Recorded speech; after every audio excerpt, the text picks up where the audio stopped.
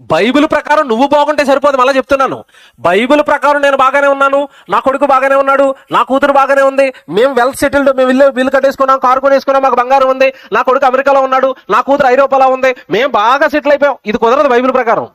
నువ్వు బాగుండటం కాదు బైబిల్ అంటే. నీ చుట్టూ ఉన్న వాళ్ళు బాగుగా ఉండేటట్టుగా చూసుకునే బాధ్యత కలిగిన వాడు క్రైస్తవుడు. తొలి శతాబ్దంలో ఉన్న సంఘానికి వెళ్ళిపోతే ఆ రోజు సంఘంలోనికి చేర్చబడిన వాళ్ళు ఏమంటే వాళ్ళు బాగుండటం చూసుకోలేదు వాళ్ళు. ఏమంటే వీళ్ళలో ఇంత మంచి భక్తి రావడానికి గల కారణం ఏంటంటే ఆ రోజు అపోస్తులు వాళ్ళకి అందించిన బోధ. ఏ బోధ అందిస్తున్నారట అపోస్తులు వాళ్ళకి? యేసుక్రీస్తుల వారి పునరుత్థానమును గూర్చిన బోధ.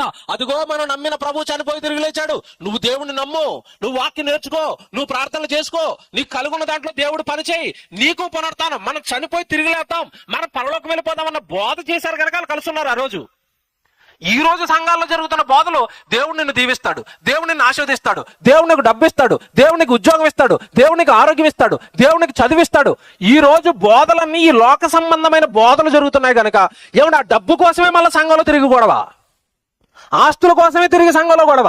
పునరుత్థానం గురించి చెప్పయ్యా, పరలోకం గురించి చెప్పయ్యా, అపోస్తులు స్వచ్ఛంగా చేసిన బోధ చెయ్యయ్యా.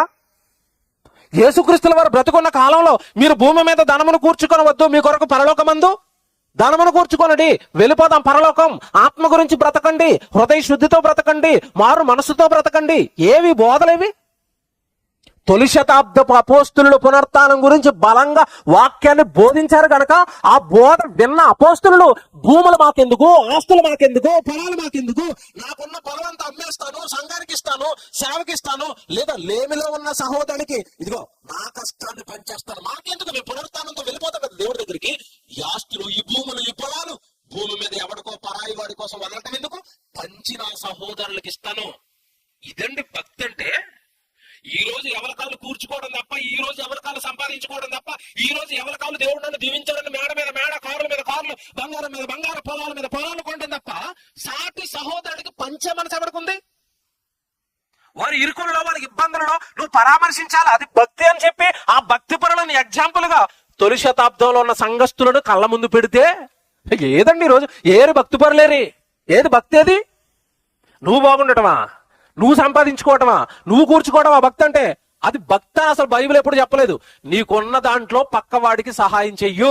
అపోస్తులు బోధ విన్న తొలి శతాబ్దపు సంఘం 8,000 మంది వాళ్ళకున్నవన్నీ సమిష్టిగా పంచుకున్నారట. లేములో ఉన్నవాడికి ఉన్నవాడు సహాయం చేశాడట. సహోదరులు అందరూ ఇరుకులలో, ఇబ్బందులలో, వాళ్ళ కష్టాలలో పాలు పంపులు పొందారట. అందరూ ఒకటైపోయి బహుబలముగా యేసుక్రీస్తుల వారిని గూర్చిన పునరుత్థానపు సువార్త ప్రకటించారట.